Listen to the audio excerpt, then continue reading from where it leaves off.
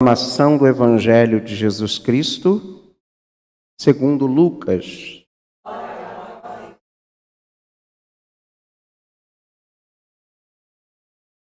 Naquele tempo, Jesus acolheu as multidões, falava-lhes sobre o reino de Deus e curava todos os que precisavam. À tarde vinha chegando, os 12 apóstolos aproximaram-se de Jesus e disseram: Despede a multidão para que possa ir aos povoados e campos vizinhos procurar hospedagem e comida, pois estamos num lugar deserto. Mas Jesus disse: Dai-lhes vós mesmos de comer. Eles responderam: Só temos 5 pães e 2 peixes. A não ser que fôssemos comprar comida para toda essa gente. Estavam ali mais ou menos 5.000 homens. Mas Jesus disse aos discípulos: Mandai o povo sentar-se em grupos de 50. Os discípulos assim fizeram, e todos se sentaram. Então Jesus tomou os 5 pães e os 2 peixes, elevou os olhos para o céu, abençoou-os, partiu-os e deu aos discípulos para distribuí-los à multidão. Todos comeram e ficaram satisfeitos. E ainda foram recolhidos 12 cestos dos pedaços que sobraram. Palavra da salvação.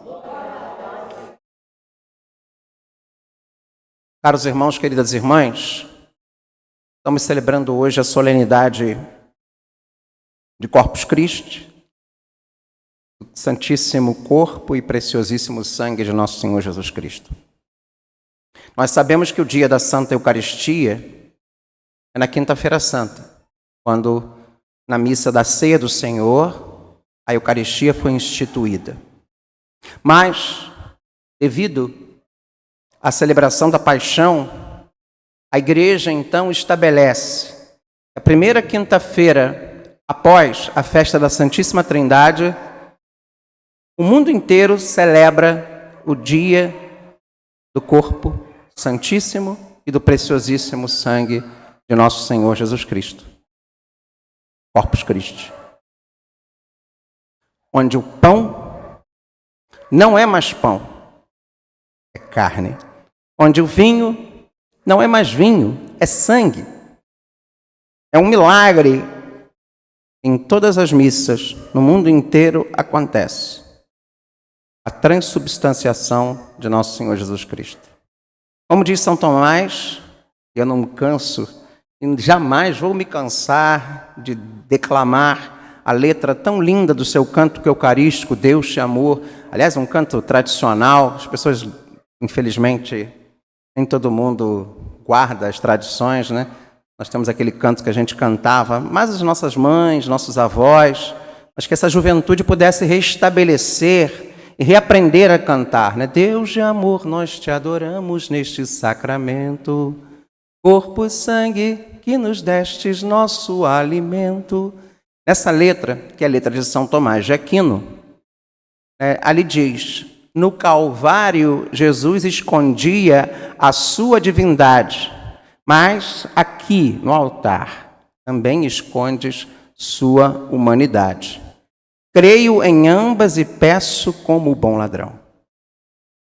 Então, nós estamos celebrando o sacramento da presença pascal e da presença real de Jesus, que nos disse, Jesus ressuscitado: eu estarei convosco todos os dias, até o fim dos tempos.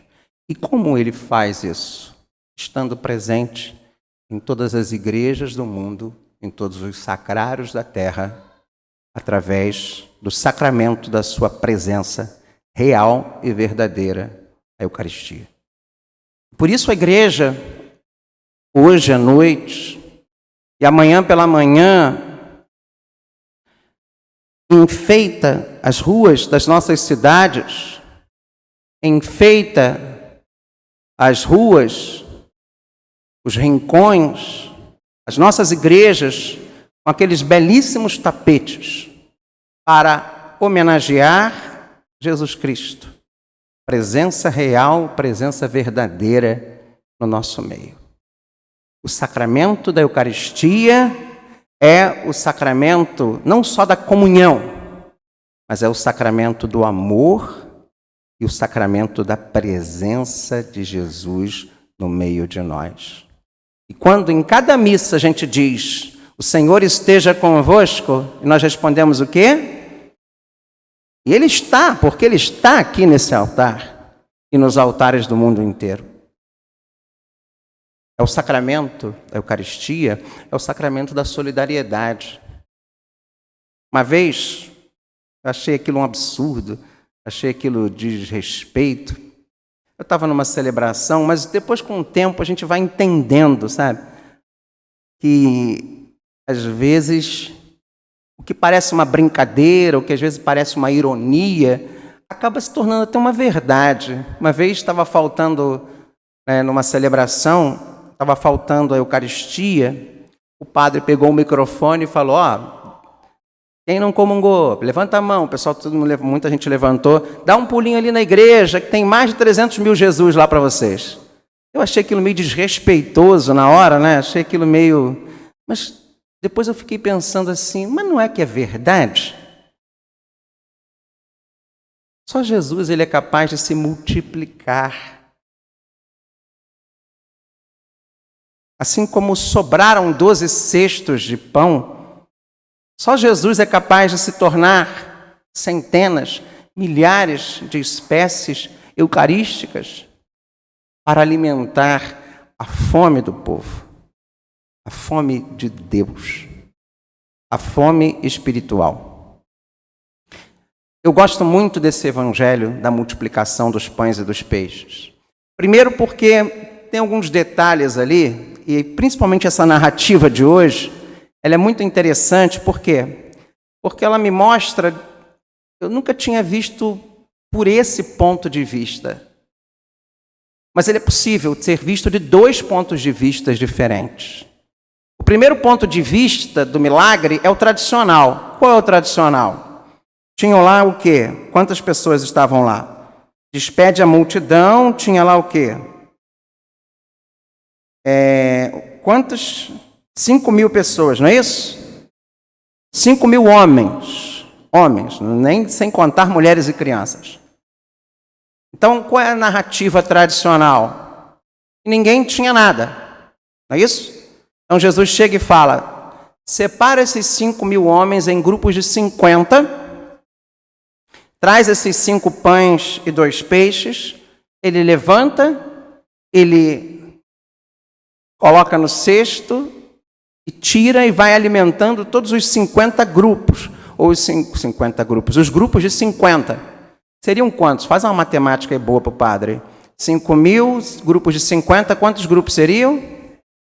100 grupos. E ainda dobra 100 cestos, e ainda sobra, vamos botar aí, sem contar as mulheres e crianças, vamos botar uns 500 pães para cada cesto. Porque se tinha 50 homens, deveria ter mulheres e crianças. Até porque, quem é que oferece os 5 pães e os 2 peixes? Uma criança. Não é? E Jesus tira daqueles cestos. Aliás, ali, nessa narrativa, inclusive, deveria ter o milagre dos cestos, né? Porque como é que eles iam tirar cestos ou ter mais de 100 cestos? Ou sei lá, os 12 cestos, ou um pouco mais de cestos, eles iam tirar tantos pães. Ok. Poderia ser um grupo menor e daquele cesto é saindo pão. Isso, eu acredito nessa narrativa tradicional pra caramba. Mas também existe um outro ponto de vista, que é o quê?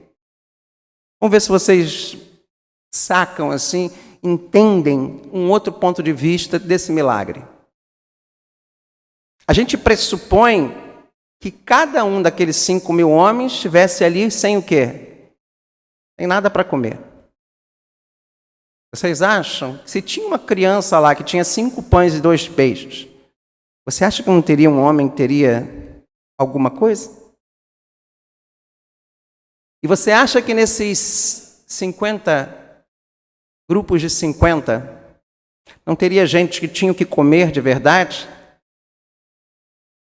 E que Jesus, ao multiplicar, não estou dizendo que Jesus não multiplicou, ele, na verdade, também motivou aquelas pessoas a pegarem o que era deles e partilhar com os outros, ao invés só de receber de Jesus, dar. Então ele pega cada grupo, tinha uns 5, 6 ou 10, que tivesse lá alguma coisa, e que eles também repartissem.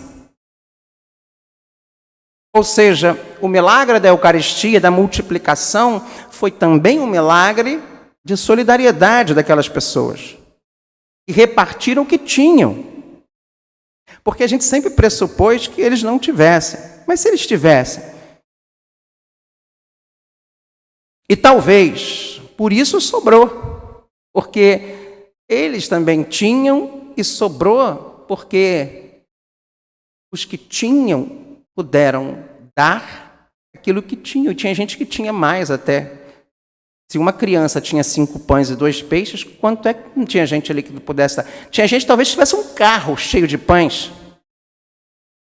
E por isso pode ter sobrado.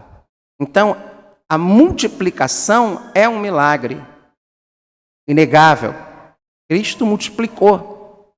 Mas também é um milagre de solidariedade, porque as pessoas também podem ter sido tocadas por ver aquele milagre da multiplicação dos pães se fazendo e dizer, eu também tenho, toma aqui um pedaço. Porque a gente às vezes é muito individualista, a gente pensa primeiro em quem? No nosso, depois nos outros. Só a mãe é capaz de fazer o quê? Tirado dela para dar para o filho. Veja como também tem esse outro aspecto. O milagre da multiplicação é um milagre materno. Porque só Jesus é capaz de pegar daquilo. E às vezes ali não diz que Jesus se alimentou, diz que Jesus foi capaz de dar para aquelas pessoas ali, olhando como filhos, aquilo que nem ele tinha. Por isso que ele começa dizendo, né, que vós mesmos, como é que é? Vós mesmos, dai-lhes vós mesmos de comer. Então Jesus está pressupondo o quê? Eles tinham para dar. E às vezes a gente não se dá conta disso. Eles puderam dar. Eles puderam também ser esse agente multiplicador.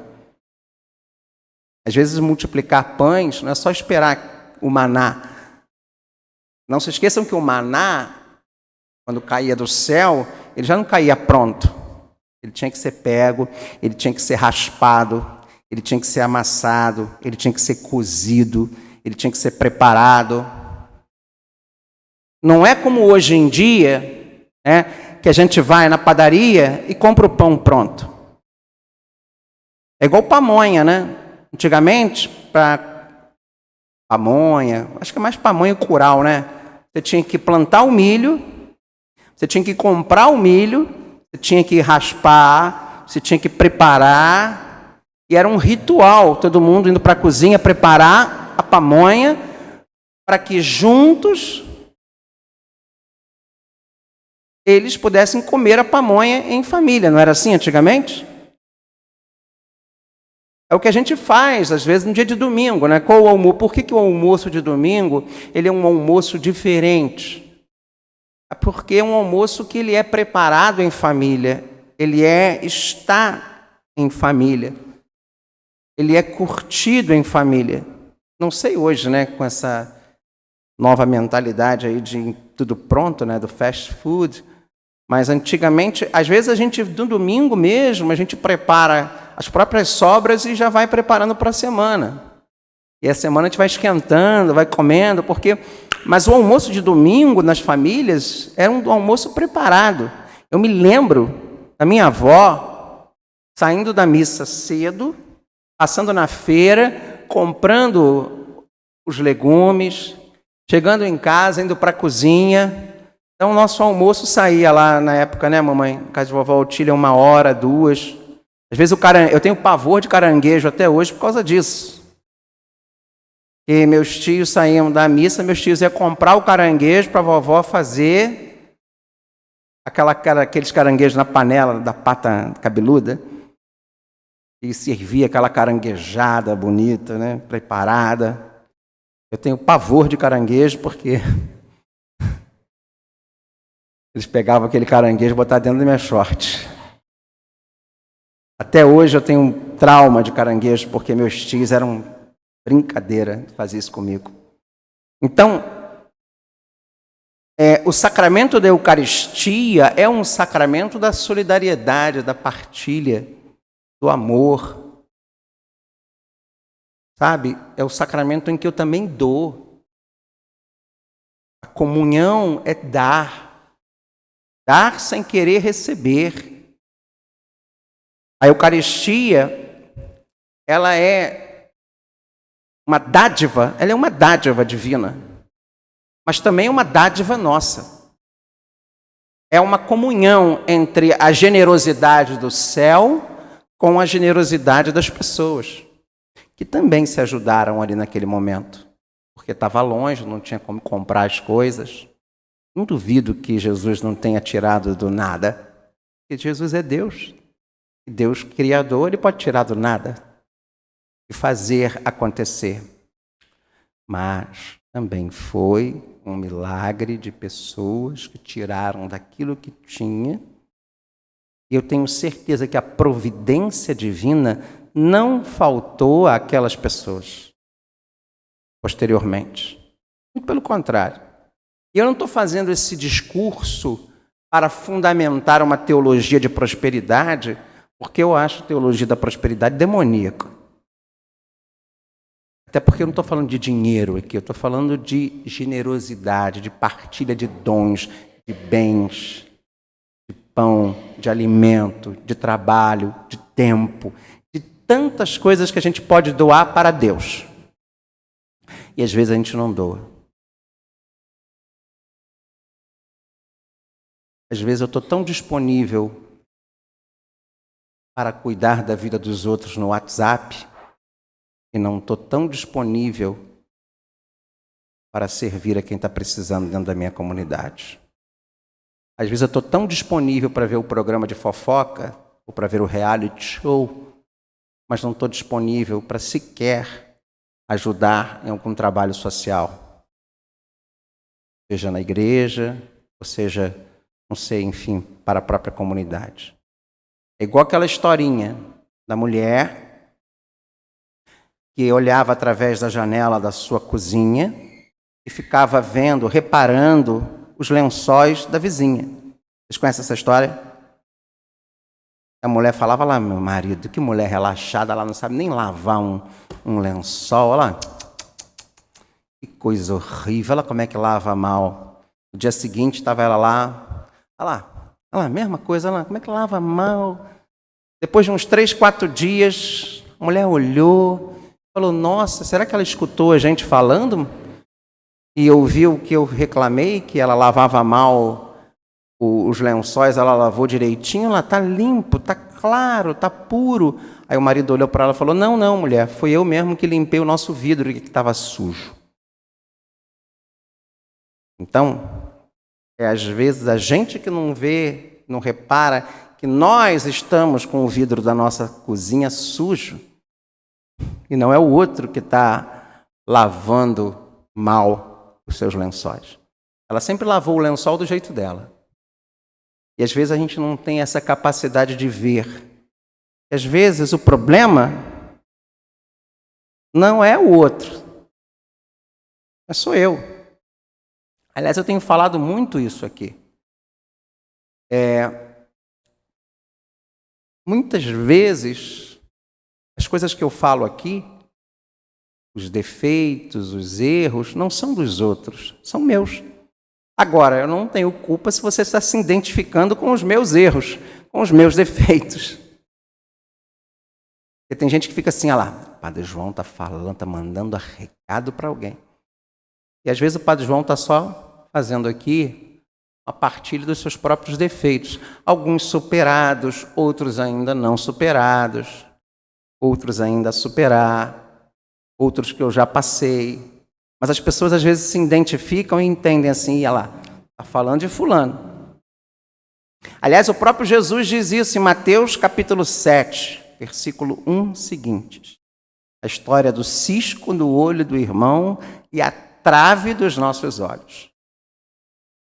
Nós estamos vivendo num mundo onde a gente não está sendo capaz, não só de partilhar,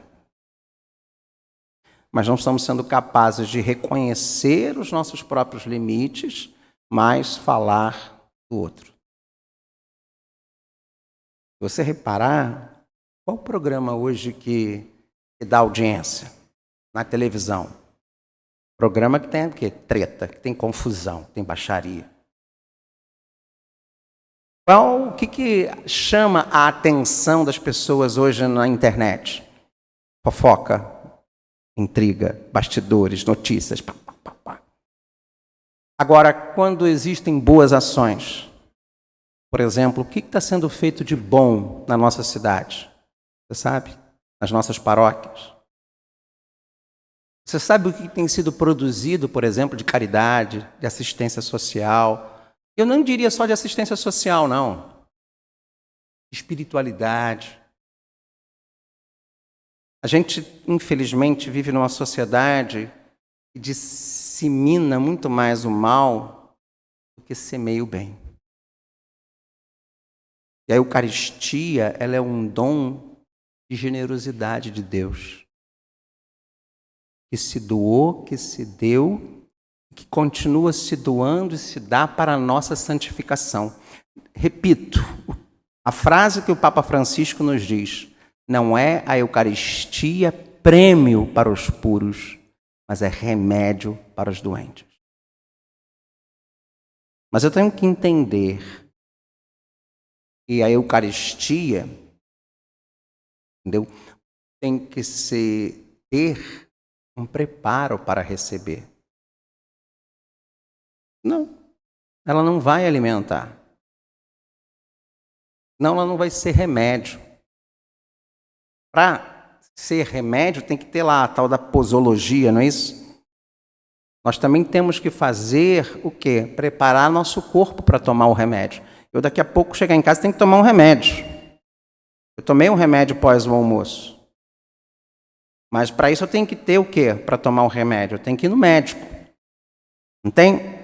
Ou você também se automedica? O brasileiro é campeão em automedicar-se, né? Nem vou falar nisso. Você tem que ter uma receita, uma prescrição, uma dosagem.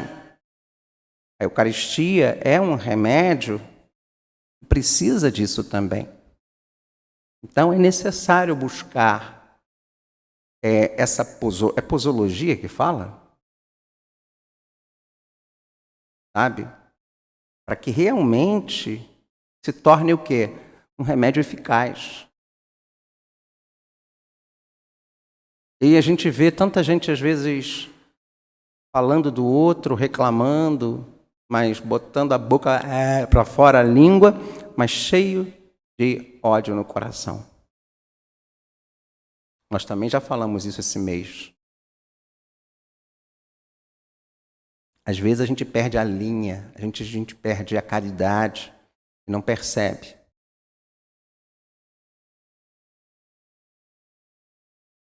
Sabe? A gente precisa deixar e permitir que Jesus, na Eucaristia, nos mostre, além das aparências, a realidade. Além do mal, aquele bem que pode ser tirado e extraído do mal.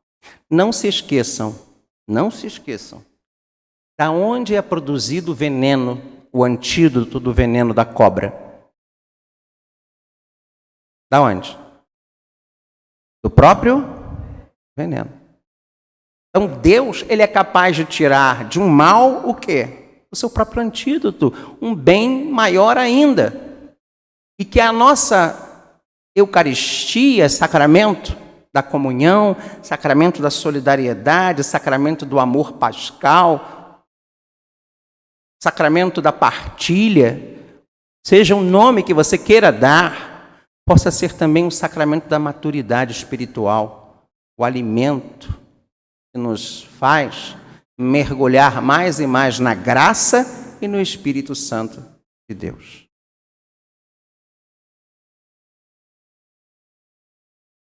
Que a Santíssima Eucaristia seja esse alimento que nos sacia insaciavelmente e que nos ajude a um crescimento de alma, de corpo, de mente e de coração.